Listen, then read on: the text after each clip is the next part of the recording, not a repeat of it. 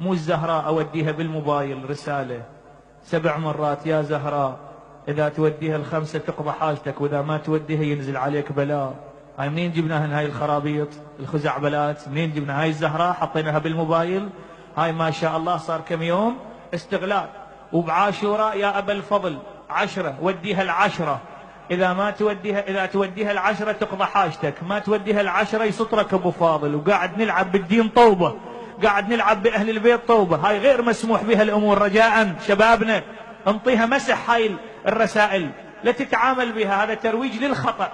مع احترامي لاسماء اهل البيت، ما امرونا هكذا باهل البيت، ما امرونا بهذه الامور. تعال ودي لي الرسالة بها يا زهراء، تنشر الزهراء انت بهاي القضية، تدعم الزهراء عن طريق خطأ، تحرج المقابل والله ما عنده رصيد، وتحط وياها اسم مدعومة من فلان، مدعومة من فلان، مدعومة من فلان. هو هاي قيمة الزهراء؟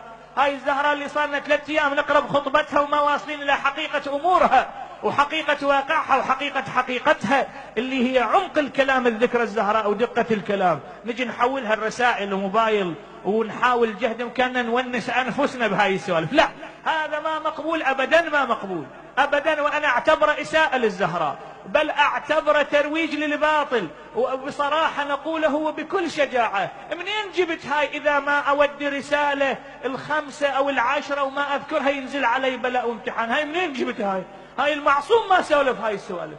منين جبتها اذا ما اودي الرسالة ال5 وال6 انه ينزل علي بلاء وراح اشوف سوء؟ منين جبنا هاي ثقافة تعبانة، هاي ثقافة مال واحد اتكالي، هاي ثقافة مال واحد اصلا ما مثقف، هاي لا ثقافة.